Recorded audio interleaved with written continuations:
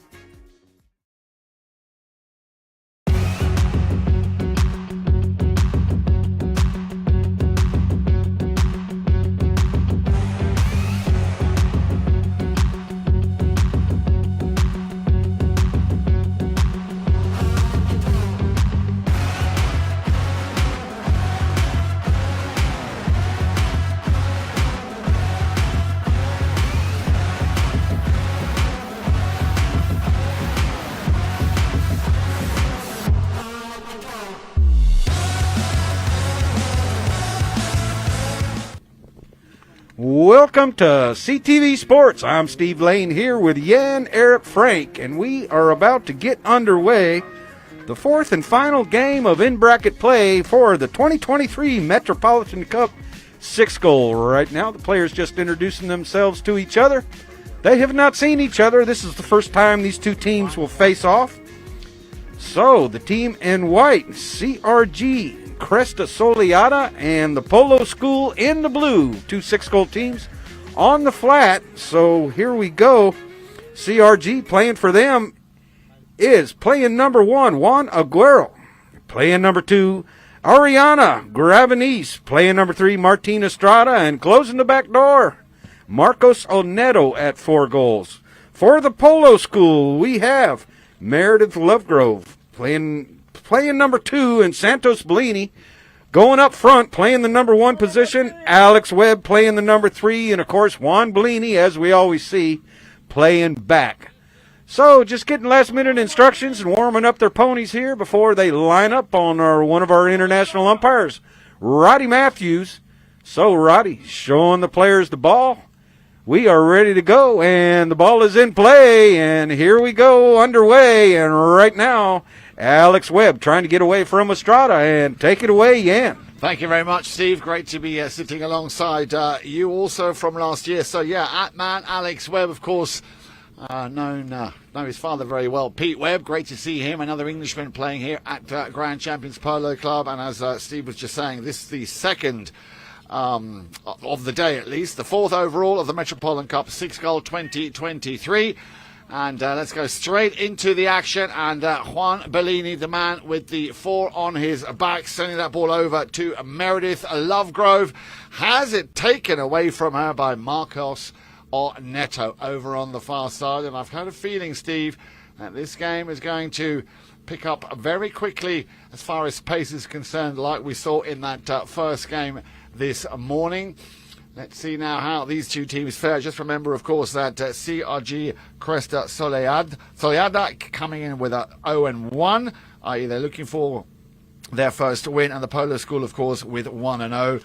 And as you were saying earlier, this could have a 4-way draw right at the end. Yes, we certainly could. In the meantime, right there, Santos Bellini fires a shot towards goal. Alex Webb unable to get to it, for it crosses over that back line to the left-hand side. And yeah, if the team in white is victorious today, we could have 4 teams with a 1-1 record, and then we would go to net goals.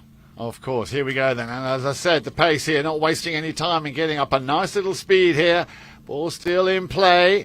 Nice little pick up there by the number 2. That was Ariana Gravinese.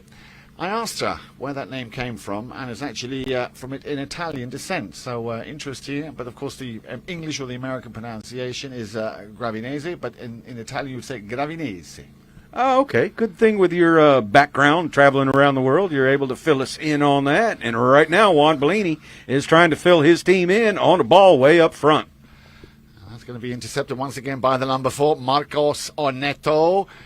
Running into a bit of traffic. He's got 2 defenders there sticking to him. There's the backhand. And now picked up by the number 3, Martin Estrada. Estrada's got a bit of space over on the far side. In comes the challenge from Bellini. Oh, he's hit that well. Little near side backhander, looking for some attacking play to pick that one up. But, a little bump there. Umpire's just, and we didn't even mention the umpire, of course, Mr. Roddy Matthews, so another Englishman gracing us with his presence on the field, of course. And we had a play right there where Marco Sonetto on the ball. Alex Webb just coming in with a little bit too much angle on the play and off speed as well, so that ball will be moved to a penalty 5B from the center. And where Roddy Matthews drops the ball. So a chance now as he tees up the ball player with the number 4. He again, of course, the 4 goaler, the highest handicap player on the field. And Juan Bellini just having a few words with the umpire. 354. I think it was just a question of how much time was left to play here in this opening chukka. Both of these teams, of course, coming in off 6 goals. Steve, you just mentioned their handicaps. And Marco Sonetto, as I said, the man with the 4 goals to his name. And also the 4 on his shirt will get things underway with this hit from the centre, 5B. Drills that one through the centre, looking possibly for Estrada, but also at the front door is Juan Aguilera, beg your pardon, trying to do something with it. Nice solid drive, as now the Polo School will try and turn things around, but they haven't managed to clear it. He's got another chance. Now this should be an easy pickings if he can, just put that one over. How he missed that, and Bellini, of course, picking up that loose ball and sending it away as far as he can from that danger zone. So a little bit of still adjusting having to go and take place here. Once again, taking a long-distance shot. Estrada. Saved again. It's all happening right in front of that goal mouth. Bellini changes the direction, sends them all on a wild goose chase.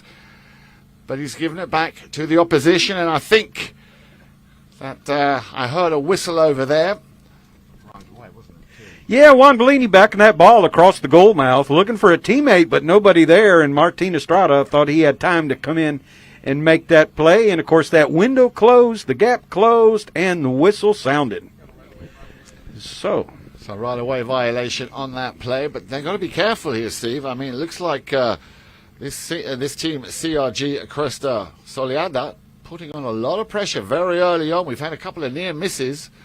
And Juan Bellini doing a very good job here in defence, just making sure they avoid getting that first score in the first chukka. So a penalty 5B in the making as umpire Matthews brings it to the center field, and where CRG Cresta Soleada will have an opportunity from the center line to hit that ball down towards the north end of the field. So first whistle of the day, and of course we're doing our courtesy horse change right here, right now. Both teams down there at their end where the camps are.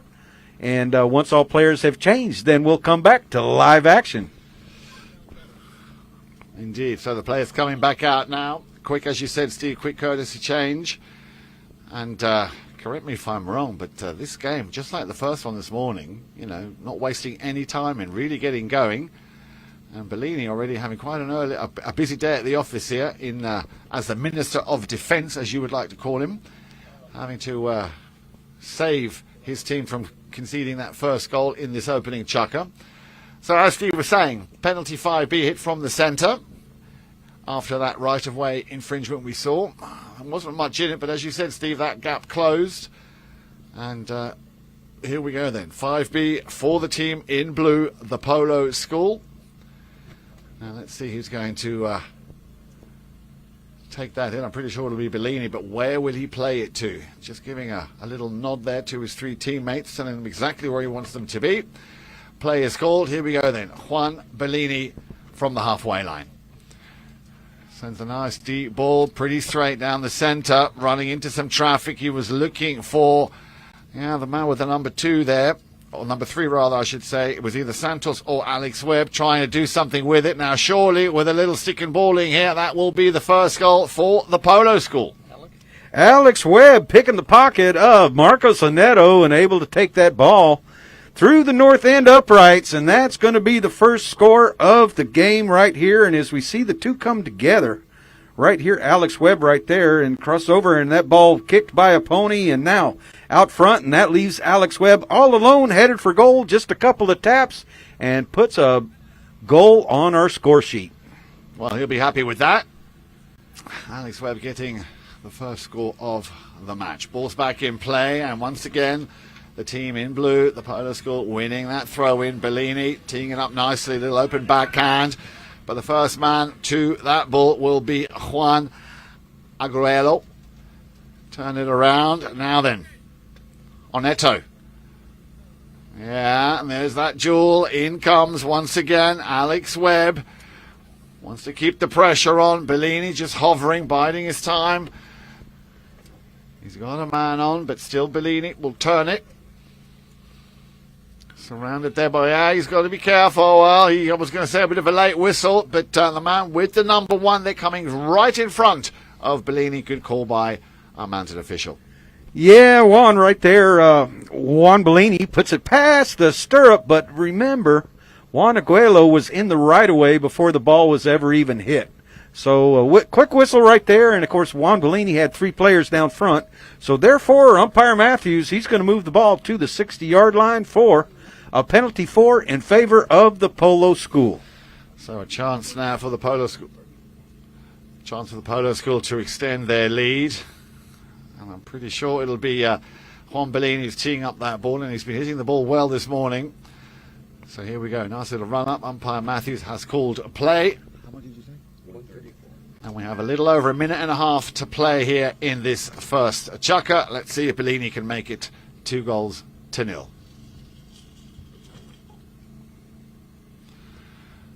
Well, he's definitely lofted it, and wasn't much in it. He played it well over the entire group of defenders, but it just went out to the right-hand side, so it stays 1-0. As I say, just under a minute and a half now left to play here in this first chukker.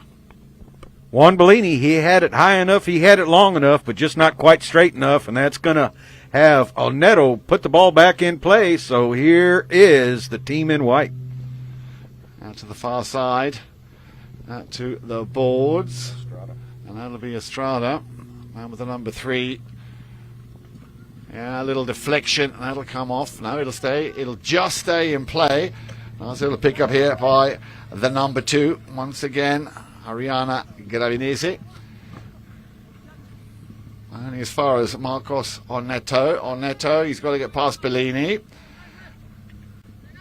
Now, wasn't able to control it. Bellini will say, thank you very much. I'll have a piece of that. Meredith Lovegrove also quickly turns her pony. There's the pass. Intended for Meredith, didn't quite get the power he wanted underneath that shot. A hook coming in for the final touch there from Oneto against Bellini. We've had the first horn, as now the other Bellini, of course, Santos, playing with the camouflage helmet, wearing the number 1 on his shirt. We'll leave that one for Bellini Senior. Clock ticking down, of course, changing direction. He might just try and decide to go for a long distance shot. And that will be it. End of the first chukker. So just the 1 score, Steve, coming from Alex Webb. Yeah, both teams working very hard. Kind of a defensive game going on right here. So we'll see if things change here in the second period of play. But stay with us. We've got 3 more to go, and you're watching live right here on CTV Sports.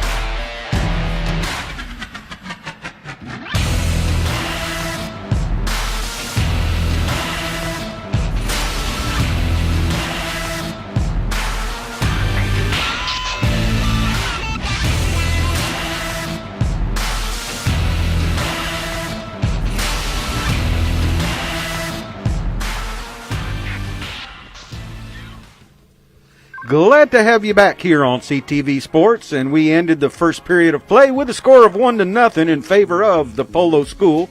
The ball was on the field when the second horn blew. So we will start chukker number 2 with a bowl in. Polo School in blue, CRG Cresta Soleada in the white. So, yeah, a little bit like we had in that first game this morning. It took a while for that first score to come, if you remember. We only saw a goal come in the second chukker, at least here in the opening chukker. Alex Webb, the first man to score, just waiting for one or two more players to come back out on the field. But, Steve, let's just quickly touch on the field. The field, as all the fields, as was to be expected, are absolutely in immaculate condition. And speaking to some of the players after that first game, saying they love coming to Grand Champions Polo Club, and, of course, the ground staff who do such an incredible job making the Santa Rita Polo Farm a must come and play if you are ever in Wellington. Of course, the Polo School is here, and that ball was thrown in, and straight away, no mistake, the Polo School picking up their second score of the game. So that didn't take a long time, and that was Santos Bellini, now also with man with the number 1, getting on the score sheet. So the Polo School comfortably going into chukker number 2 early doors with a 2-goal cushion. Yeah, that bowl in, the ball pops out. Santos Bellini jumps on it and able to take it all by himself right to goal. So as you mentioned, a 2-goal cushion right here as umpire Matthews is giving the ball back to the players. And once again, it's Bellini, Santos Bellini picking up that ball. He's got a bit of traffic. In comes Onneto, Marcos Onneto, but Bellini, he's done well, perseverance. And he's going to run this one. Could he get 2 back-to-back goals? He takes a shot, slightly topped that ball, did not get the contact he was hoping. Bellini Senior coming in to lend a helping hand, and we have a whistle right in front of goal. Yeah, I think a delayed whistle right there, Jan, as somebody came across a little right-of-way violation, so we will have a penalty of 5. Maybe even a safety. Penalty 6 right here as the white team hit it over their own back line, just like a corner kick in soccer. So the ball comes out 60 yards where it crossed the back line, but no further than 40 yards from the center of the goal.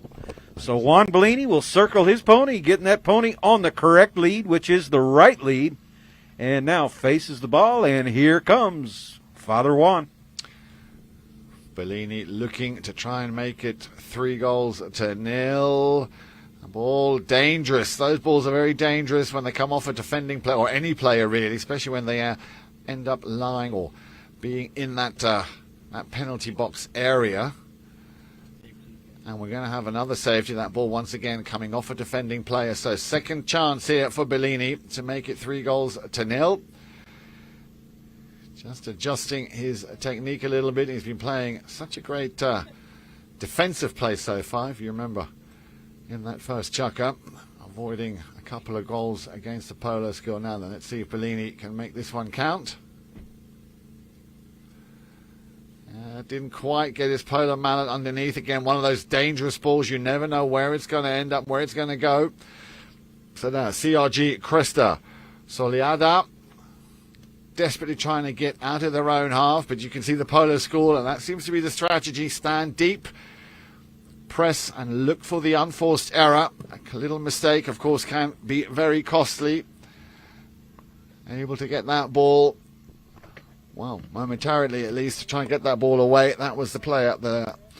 Ariana Gavinese not able to go away with that one. So another whistle, and again in favor of the Polo School. Yeah, she just came from the near side to the offside with the player coming down the line and the right of way. So the whistle sounds, and a penalty 5A awarded to the Polo School, which Juan Bellini once again puts the ball in play with a line drive right off to the right-hand side of the goal. Will it stay on the field? And no, it's going to trickle over the end line there, Jan.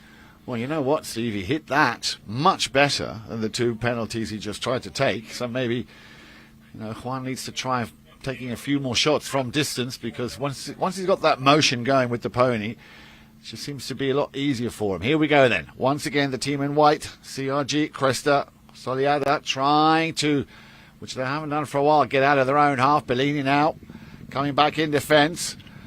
Puts his stick down. Did enough to stop that offensive going any further. In comes Juan Aguero. Lift that one behind for Estrada. Martin Estrada passes it over to Oneto. Oneto's found a little gap. Estrada will tuck in behind. Working very well together, these two. The number 3 and the number 4. Once again, Estrada not able to pick it up the way he wanted. Now then left for Ariana. She got a little piece of it. And again, that ball just trickles over the far back line. Yes, so CRG, Cresta Soleada, getting some offense going right here off the back line at the north end and taking the ball all the way down to the south end. And Ariana just didn't get quite enough angle on that shot. So we will do our courtesy change right here. And that gives all the players a chance. And, of course, the courtesy change brought in by Melissa Ganzi and the Grand Champions Polo Club. And, you know, Jan, that has I think made for faster polo here and there because they come out on fresh ponies, and also we don't have as many injured ponies either after the game or during the game. So and it gives the players a chance to have a little chat if they don't want to change, or even going off the field if they do want to change, they can set up their next play, which in this case will start with a knock-in off the back line by the Polo School and Juan Bellini. So you know, and how did we get to this point here? This is the last game of regulation play. And 4 teams in this tournament. Everybody plays everybody. And, 2 cross brackets right here. So then the top 2 teams will go to the finals, and the finals scheduled for Saturday. Time to be announced, depending on everybody's availability. But right after this game, we should know who's going to the finals. Absolutely. So they come back out onto the field. Courtesy change. 3.5 minutes left to play here in the first half. We will, of course, be bringing you the stats, a breakdown in the halftime interval. So make sure you stay around for that. And, of course, also at the end of the game. But now let's go back to the action. And let's see if Bellini, who I'm pretty sure will want to redeem himself after those 2 safety sixes, those 2 penalty sixes, did not convert. Santos Bellini looking for Papa Juan. Little turn. Yeah, it's still a little bit flaky over on the far side as Estrada luckily manages to pick this one up, but can he lose? Bellini, who's right behind him. Still Estrada. He's got to get past the second of the 2 Bellinis that are on the field. And there's the shot, taking it out of that little melee of players. Bellini now. I'm sure he would love to run away with this one if he can. Ball just stays in play. It's over on the boards. Again, Estrada will pick it up, will turn it. And Matthews stops the action. So a whistle on the far side, and we'll see which way umpire Matthews calls this. But I think that Juan Bellini was coming down the right of way, and Martin Estrada went to the near side and then turned his horse back across, taking up both sides of the line. So here we go right now. Juan Bellini doing that penalty 5A, and there you see right there Martin Estrada's horse's head across the line and the right of way of Juan Bellini. So with a little under 2.5 minutes left to go, 2:25 on the clock, Bellini finds a little space, a little gap. We'll get another piece of this, nicely done. And this is what I meant, Steve. You know, he seems to be a lot more effective and a lot more dangerous once he's actually got that ball in motion. Alex Webb, the young man from England, trying to pick up that ball from Bellini. Bellini working very hard. He's got to be careful. He's got a man on in the form of Marcos Oneto. Sends it nicely back through the centre. Oh, nice pick-up here by Santos. Unfortunately, he couldn't finish it as Estrada turned things around nicely here. Not being able to control that ball either. Leaves it for Oneto. Up now going is Ariana Gravinese. Still Oneto. Wants to get past Alex Webb. He's just hovering there, trying to be as much of a nuisance as he can. Oh, a little deflection, and that's exactly what I mean by nuisance. And that could have nearly gone in favour of Meredith Lovegrove. She just held back and just bode her time. Now, once again, Oneto taking the outside left side of the field now, cutting in across. Estrada, he's there with him. Webb will try and stop any kind of shot on goal, which came there a little under the next shot. They need to clear it. Left behind now, Marcos Orneto. Can he open the shoulders and take a shot? Yes, he can. Cracking goal here for Marcos Orneto. And that is the much, much needed first goal here for CRG Cresta Soleada. Marcos Orneto picking up that back shot and then patiently waiting for an open window to shoot for the goal. And that's exactly what he does right there. And Orneto picks up the ball, the back shot, and now allows all players to clear, and Alex Webb right there in front, but Orneto waits for him to clear. He has an open space, shoots the ball right through the uprights, and that's going to be the first goal of the day for CRG Cresta Soleada, the team in white. So a 2-1 score here at halftime, and we'll go to some stats when we talk about goals. 2-1 in favor of the Polo School, the team in blue. Shots on goal, the Polo School with 5 compared to 2 for Cresta. Knock-ins, only 1 for the Polo School and 3 for Cresta. So that shows that, Polo School's shooting on goal but unable to convert some. Throw-ins, all 4 throw-ins won by the Polo School, and fouls committed 4 against Cresta Soleada, CRG, and only 1 against the Polo School. No penalties scored on the penalty line, so there we have our stats. So it looks like the Polo School having an offensive game right here in the first half of the 2023 Metropolitan Cup 6-goal tournament. Stay with us. We'll be back here live on CTV Sports.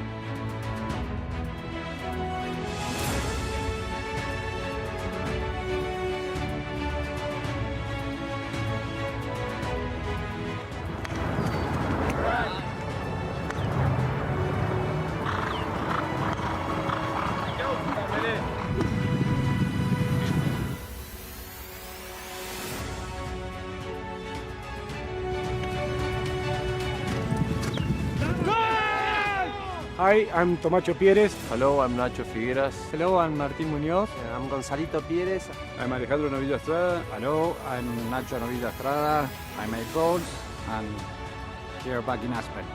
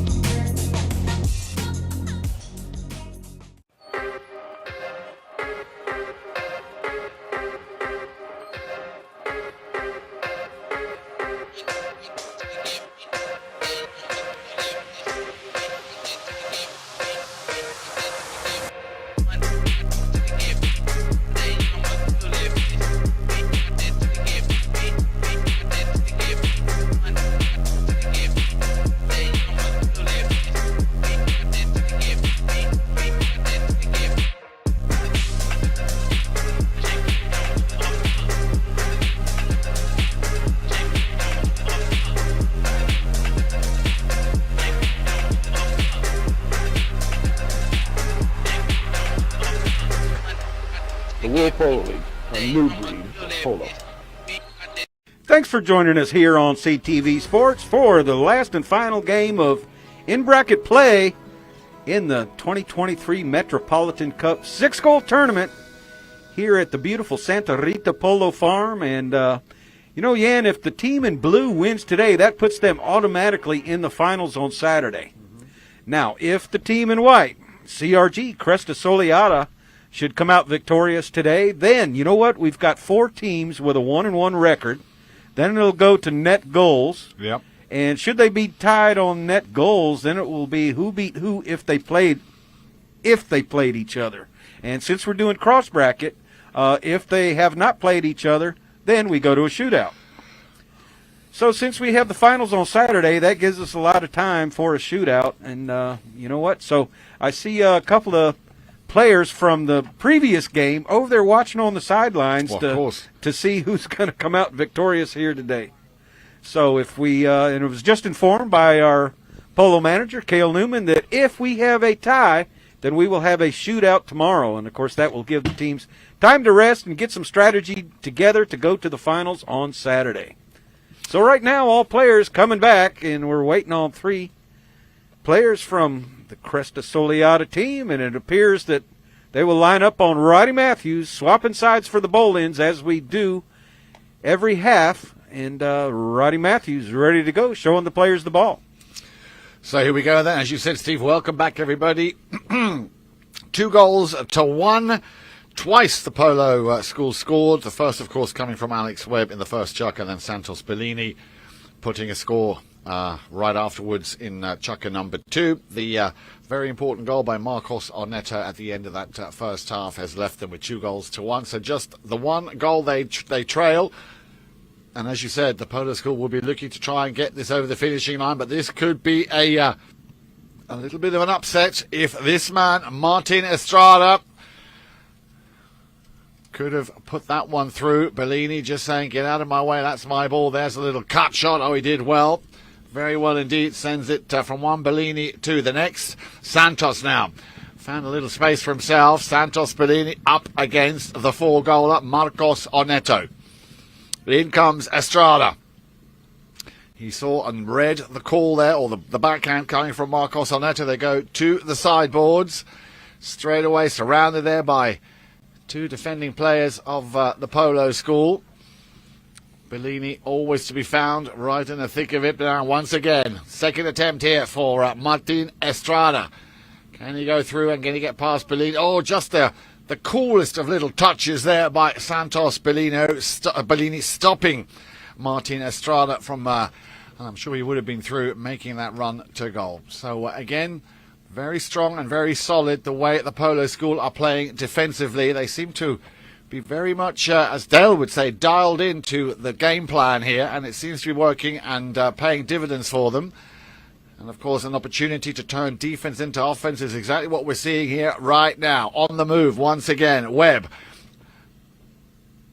trying to find a little gap. There's the shot on goal. Had a bit of an angle to it. Let's see where that ball goes. Well, there wasn't much in it, but this is what I'm saying here, Steve. They need to be careful. The Polo School are very focused, highly concentrated, and they're just looking for an opportunity to create, to then turn their defensive strategy into an offensive play. Yeah, and Alex Webb taking a shot on goal, and it shows that first half stats doesn't lie, because the Polo School right now having a great offense going. But in the meantime, right here, Santos attempts an offside back shot, picked up by Father Juan Bellini. Juan Bellini allowing the player to clear. Gets his pocket picked, and right now Marcos Ornetto is going to blast out of the pack well ahead, unable to keep it going, but backed up there by Estrada. Estrada now on the near side. Staying on the near side, taking that ball. He's out front by about 3 horse lengths, and Estrada checks down, lets that ball settle. Trying to work it back towards the goal, and in comes Santos to break things up. Yeah, what a shame. He did all the hard work. He got himself exactly where he wanted to be, and it was just the finishing. The finishing is where they seem to have a little bit of an issue here today. Not able to then get it over the line, and he, like I said, he did all the hard work, and it was just the smallest of touches that he needed, and that would have been the equaliser. About 3.5 minutes left to play, and I do believe we are going to see the courtesy change here in chucker number 3. Yeah, Santos Bellini trying to clear that ball out on a neck shot and just didn't get quite enough angle on it, so he puts it over his own back line. So after the courtesy horse change, we'll come back and we will have a penalty 6 safety in favor of CRG Cresta Soleada, which gives them an opportunity to go up, or at least not this game up, 2 apiece. So we'll see what happens when we come back. But how do we get here? The Polo School, they played Oria in their first game, and they were victorious by a score of 4-3. Then in the second game, CRG Cresta Soleada played Oriflame, and Oriflame came out with a 6-4 score over CRG Cresta Soleada. And then this morning we had Oria Polo going up against Oriflame, and you might have thought that that might have been the finals, but Oria Polo turning on their game plan and winning by a score of 3-2. We are here in Game 4, all to be decided right here. Yeah, talking about that game this morning, Steve, it was Oria who really, let rip in that third chukker, scoring 3 goals, 3 unanswered goals we saw in the third chukker, and that really made or broke Oriflame, and that, of course, is what got them through, getting their first win of this Metropolitan Cup 6-goal 2023.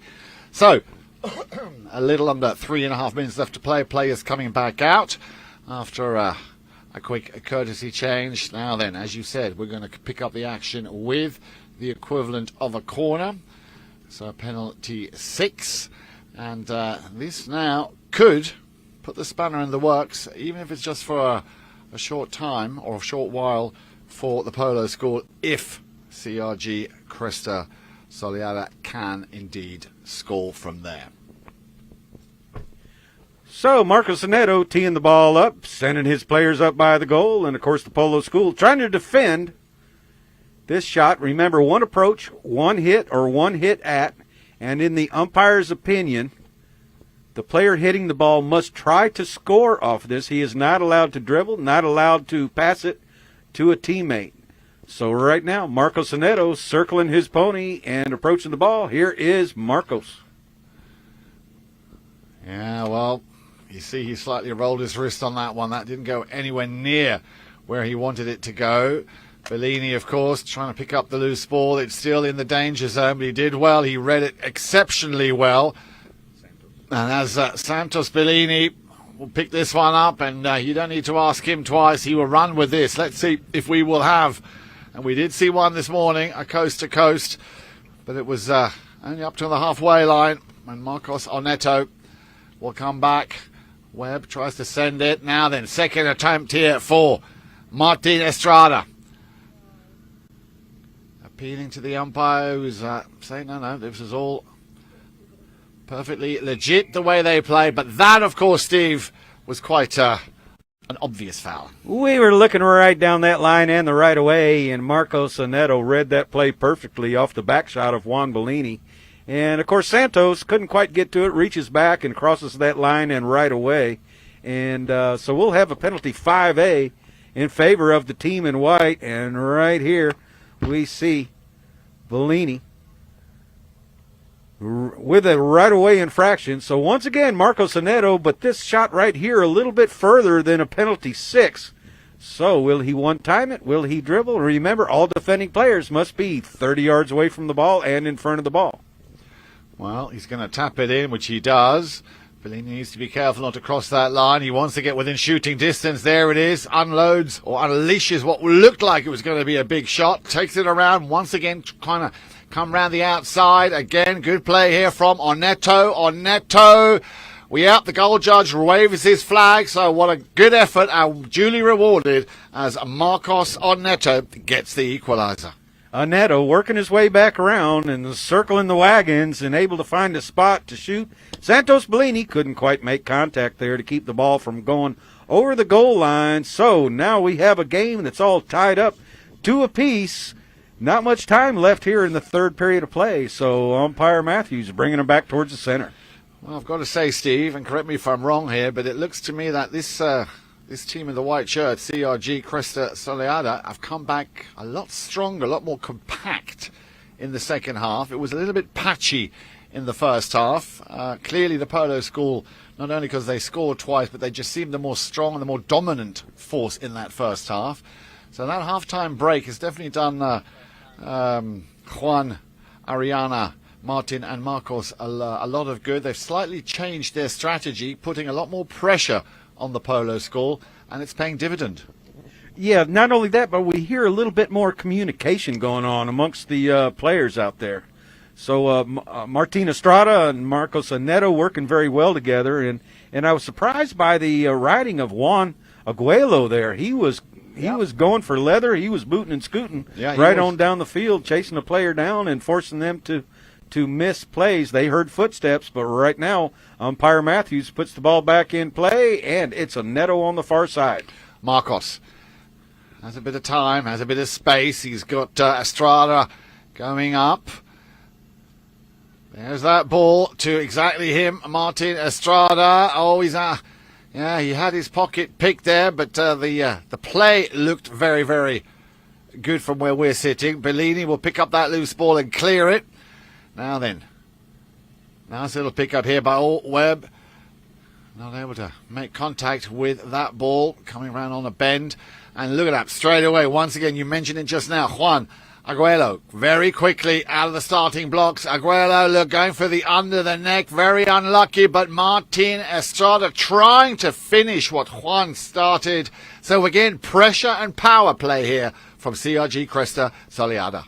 That might change our view of the stats here at the end of this game. It could be, the shoe would be on the opposite foot because CRG, Cresta Soleada, shooting towards goal. And right now, Juan Bellini brings it back in off the back line. Santos Bellini hooked out of there by Neto. And now Alex Webb on the loose ball. Webb hits it down the field, being coached there by Juan Bellini. And Webb still dribbling the ball, unable to keep it going. But we have two blue shirts back there, picked up here now by Juan Sr. Yeah, he was a little bit unlucky there, Alex Webb. He had a deflection coming off the pony. We've heard the horn, and that one will go in. Nicely done. Cracking goal. Santos Bellini puts the Polo School back in the lead by 1 goal. 3 goals, beg your pardon. Yeah, by 1 goal, 3 goals to 2. So the Polo School, even though it looked like CRG Cresta had the upper hand throughout the most of this third chukka, they got caught a little bit wrong-footed here, and Bellini, of course, critical and makes no mistake, and that will be it from us for chukka number 3. So join us for chukka number 4 when we come back to determine who will be in Saturday's final. There's something about when you get up early, prep the plane, and you take off, and you get that first light of day. And the air is crystal smooth. You can see forever. You have to have the right aircraft for the right flight with the right crew up front. Only NetJets can do this. The flight dissolves into the background. It should just be the here and now.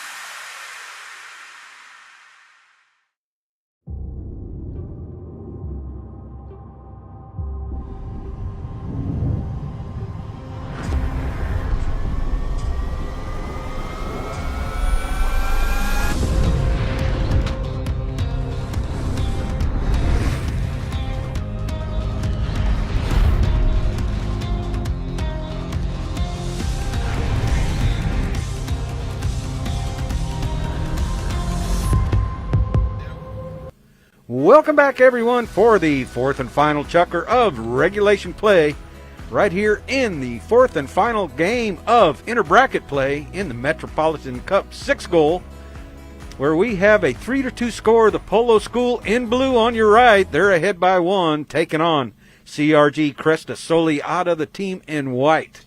And, Yan, you know, we said that CRG Cresta Soleada had a great offense that last period, but anyhow, both teams staying even on the scoreboard there with 1 goal apiece, but that still puts the Polo School by 1 goal ahead.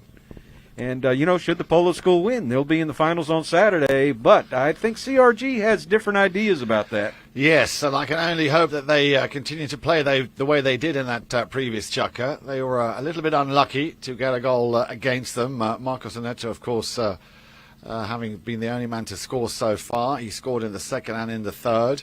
Santos Bellini also with 2 goals to his name. Alex Webb, of course, opening up the scoring in that first chukker. So now let's see if they can turn things around, get the equaliser. But it won't end there, Steve. They do need, of course, 2 goals if they want to leave this field victorious. Little backhander there coming from, from Santos. Sends it back to Bellini Senior, and Senior will send it back to Santos, who's out on the left-hand side. A little bit too deep, that ball. Oh, he got a piece of it. This is, again, good play by the Polo School. Very good play indeed. Now, he's got to make sure he doesn't cross that line. Little flick of the wrist under the neck just to finish what he had started. A great little play here by the Polo School, but Marcos Neto just avoiding that ball going through the upright. So, again, dodging a very, very important bullet here at the beginning of chukker number 4. Marcos Neto bringing the ball in off the back line, trying to get around Alex Webb right here. And Neto releases a shot, but it's deflected off of Pony, which allows Webb to pick it back up. Neto coming in from the right off, but Webb rides him off and takes the ball on the near side. Now with an offside back shot, but it's over into the corner where nobody's home. Neto and Santos Bellini come together. Now the ball picked up by Juan Bellini. Martin Estrada coming into the play as well. And now Marcos Neto with a little near side back shot, breaking things up. Deflected off Pony, but over the back line. Yeah, just, but only ever so slightly just. Some of the mallets are up in the air. Matthews stopping the clock there. And you're right, Steve, the ball did go over the line. It looked like for a moment that it could have still just stayed in play, but the ball did go over the back line. And we're now seeing the Polo School putting on a lot of pressure here, making it very difficult for CRG to even get out of their own half. Maybe over on the far side. Ariana Gravinese, not seen that much of her for 1 or 2 chukkers. And now that man playing at the number 1 position, Juan Arguello. Very, very quick pony. Likes to run them flat out. Again, the Polo School just keeping their wits about them, keeping very calm. Bellini having some very quiet words with one of his teammates there. Just a little bit of on-field coaching in the most diplomatic of forms. And let's see what the outcome of that is, Steve. Looks like a penalty 4 in favor of CRG. And Alex Webb tried a little flip shot back to Juan Bellini, but the way his little flip back shot went, couldn't quite get to it. And then, of course, Juan Bellini, it put him into the swing of Martin Estrada. So a penalty 4, 60-yard shot. 4:28 left on the clock right here, so a lot of time left. We haven't even had our courtesy horse change yet, and Marcos Neto going to try and tie things up right here on this 60-yard defended shot.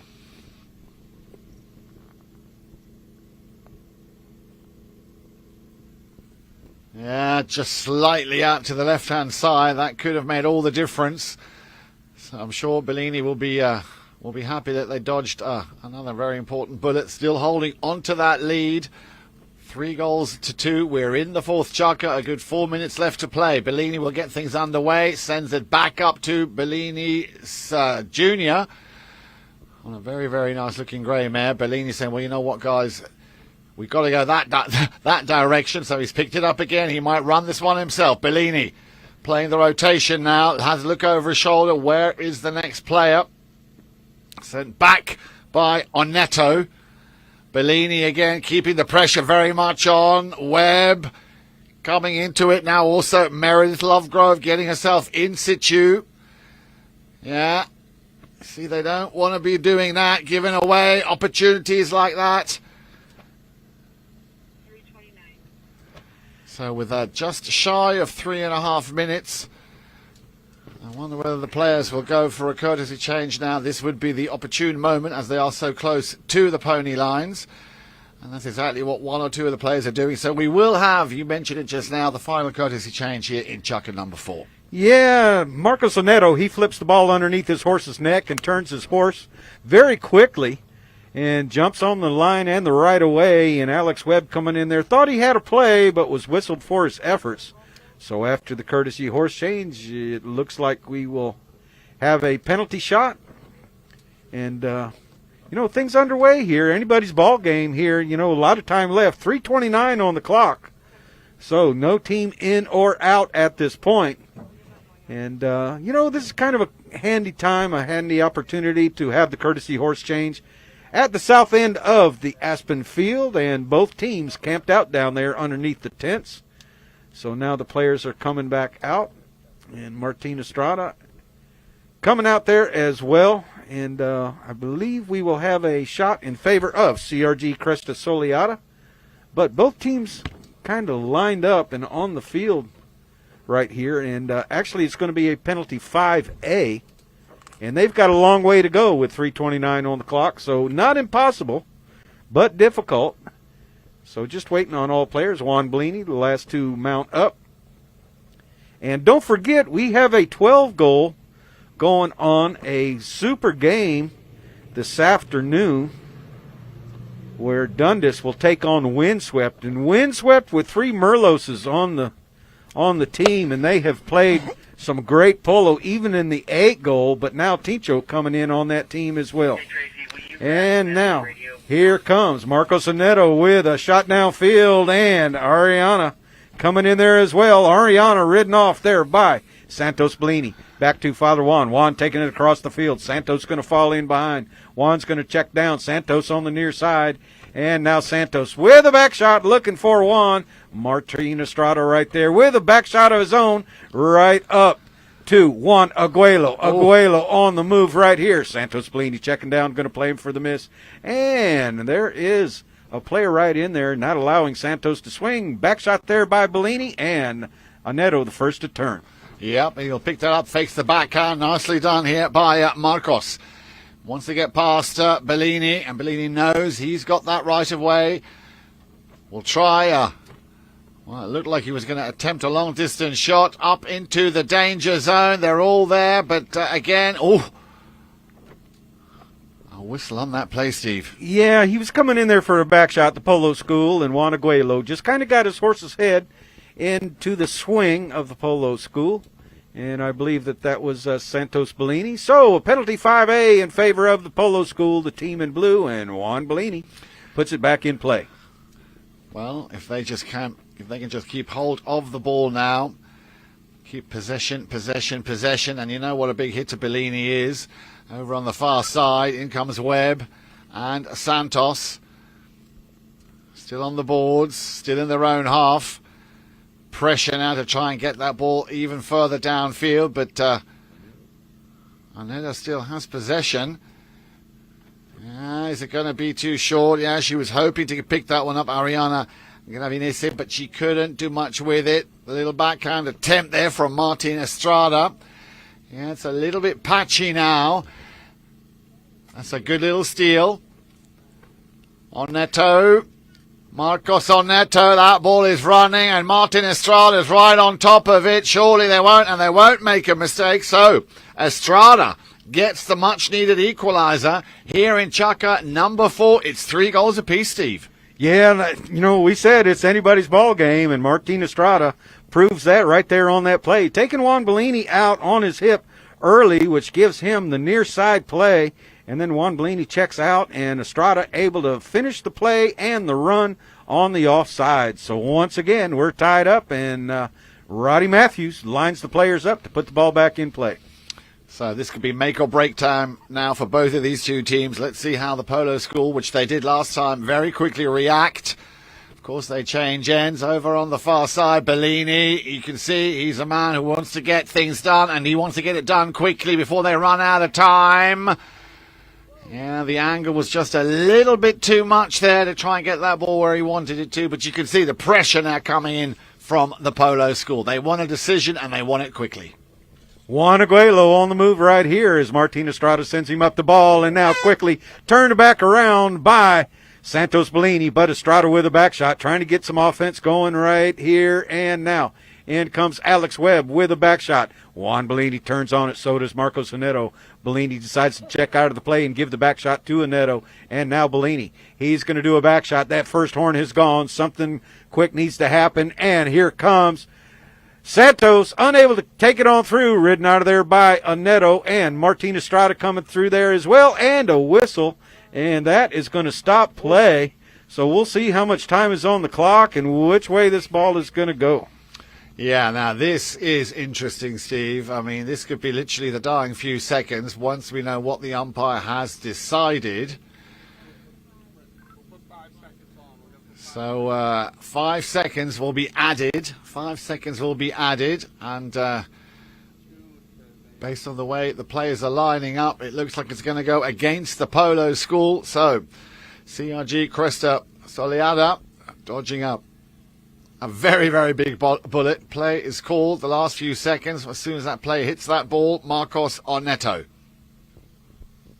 He just like the umpire blows the whistle again. Marcos unable to tee the ball up, so now ask the umpire for time to tee the ball up. And, you know, that was an interesting play right there because had that foul not occurred, I'm not sure that Marcos could have gotten that ball down the field. So our next period, or overtime period, would have started with a bowl in right there. But since we have 5 seconds on the clock right now we can end up with a bowl in, another 100 or 120 yards down the field. We've got another whistle right there, so we'll see which way we go right here. I believe we're going to go to center.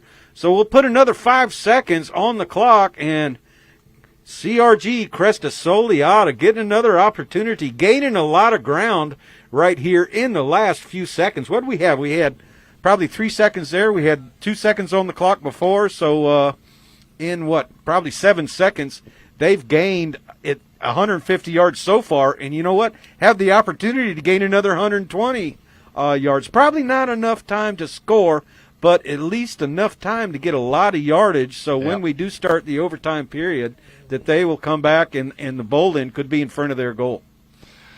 So, from the center then, as you said, Marcos Aneto. And I'm pretty sure he will drive this as far as he possibly can. And there is that final horn then, Steve. So 3 goals apiece here, the final scoreline in this, very, very thrilling Metropolitan Cup 6-goal 2023 league or cross-bracket league match. So looks like we're going to be down to a shootout. Well, I think we're doing overtime chucker right here. And you know what? We could have a shootout tomorrow depending on who wins this game. But right now, CRG Cresta Soleada with the momentum going, tying this game up one more time, gaining 2 fouls right there in the last few seconds of the period. So stay with us right here on CTV Sports. We'll come back, and then we'll have the stats after the overtime portion of the period. But right now we'll go to commercial break, and we'll be back for chucker number 5.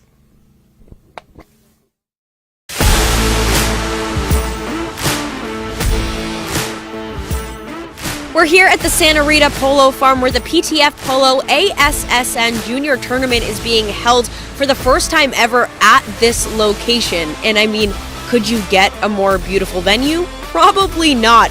The tournament includes players of all ages, starting with the youngest at just 2 years old and the oldest at 20 years old. So you've got all ages, all skill levels, and a whole lot of fun. Let's go check it out.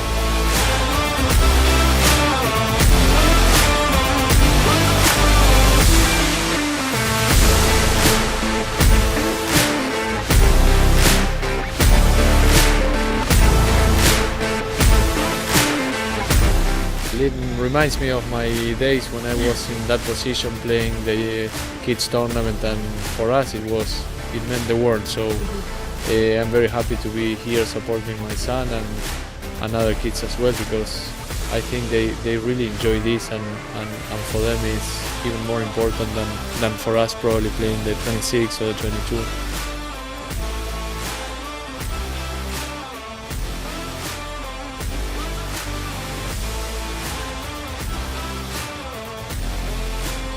Well, that's a wrap on the PTF Polo ASSN Juniors Tournament at the Santa Rita Polo Farm. So much incredible talent coming up through the ranks. The future is certainly bright for the sport of polo. Now, for more information on the PTF, head to polotraining.org. And of course, head to Chucker TV for all of our awesome content, including full game broadcasts.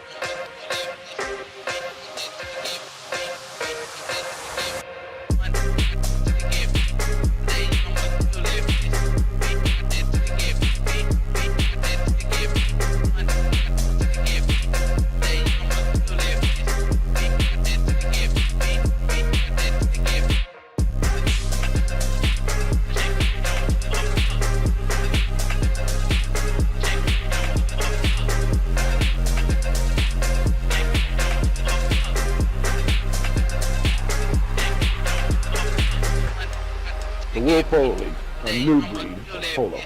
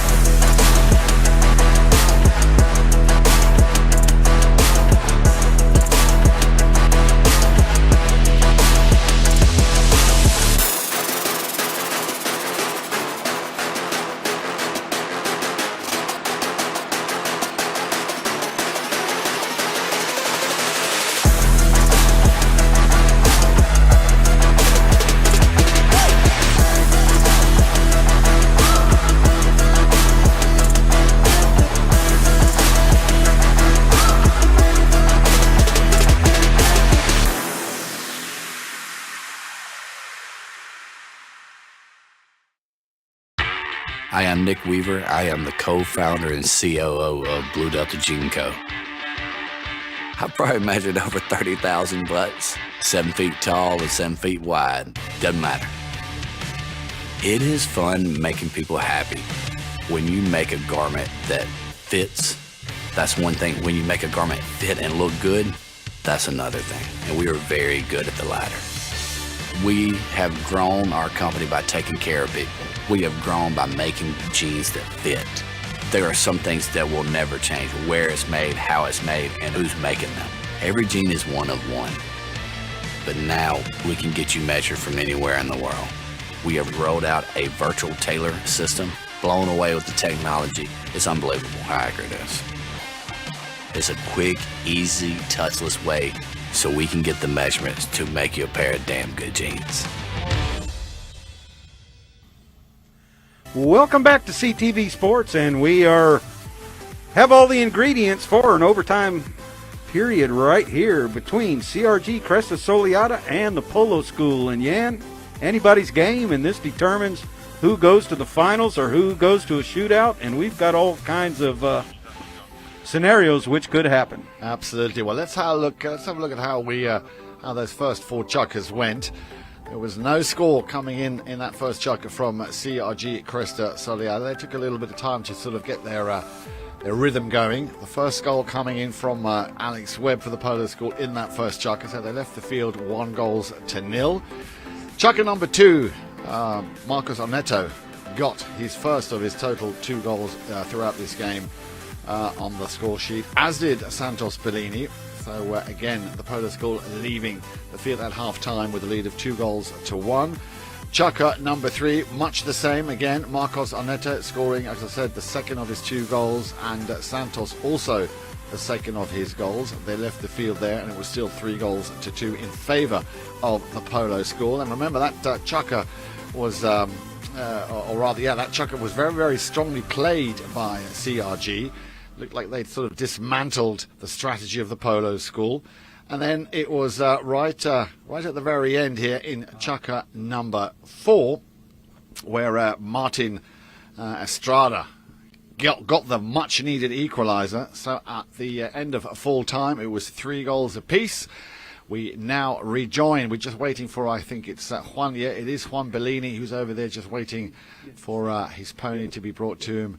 And then, of course, where play ended at the end of that 4th chukker with what we call a golden goal, or you call it sudden death. Either way, the next goal will, of course, be the winning goal of this Metropolitan Cup 6-goal cross-bracket league match 2023. So just waiting on one more player, and that pony has arrived on the scene for Juan Bellini and putting his left foot in the stirrup. So as you mentioned, Yan, we'll start with a bowl in, and CRG Cresta Soleada gaining a lot of ground right there in just the last few seconds of regulation play. So the ball will be bowled in on their offensive end of the field, and Juan Bellini coming back. So both teams wanting to get some offense going. I'm sure they'll be passing amongst their best players. Absolutely. Here we go then. Best of luck, of course, to both teams. Ball is back in play, and this is, I suppose, a little bit in the lap of the Polo gods here. Who is going to have that slight little advantage? Who will be man or lady of the match? Looked like it could have been Marcos Oneto. He got a piece of it, but the Polo School, and then they've been doing it throughout this game so well, defending, and that's what's kept them very much in this game, utilising and making the most of any kind of opportunity to turn defence into offence, and it looks like that's exactly what's happening here. Or is it? Once again, CRG Cresta Soleada turning things around. Up goes Martin Estrada, waiting in vain for that ball. Bellini. And you know what Bellini is like. He will not go without putting up a fight. Oh, and that looks like it could be Ariana Gravinese, who might have been the culprit here, creating the whistle on that play. How did you see that, Steve? Yeah, Juan Bellini jumped on the pass from Oneto. Oneto trying to reach Estrada, and that pass falling just a little bit short, and Juan Bellini jumped on it, and Ariana coming in front. And now Juan Bellini takes the penalty 5A from the spot over to Santos, but Santos unable to keep the drive alive, and now Estrada running the turn, trying to get that ball back towards the south end, and now picked up there by Alex Webb. Alex Webb trying to keep it going, and got Meredith Lovegrove up front. Told to clear out of there, Webb is, and now Oneto ends up with the ball. It's deflected off of a pony, and now Juan Bellini picks up the loose ball, taking it back across the other side of the field. Absolutely. Can they make it over the halfway line? Well, I'm pretty sure that both of these teams, the captains will have told the team, you got to mark up tight, make sure that you stick with your man or your woman, of course, to make sure that we don't give away anything that could remotely resemble an opportunity. There's a little backhand shot, and for the first time, the ball now gets over the halfway line in favour of the Polo School. Bellini trying to control it. There comes the backhand from Juan Aguelo. Sending it back to where it came, picked up and stolen by Bellini. Bellini gets a challenge from Martin Estrada. Estrada, little pirouette. Now then, has he got the quicker pony? Looks like he might have had just for a second here. Again, Estrada.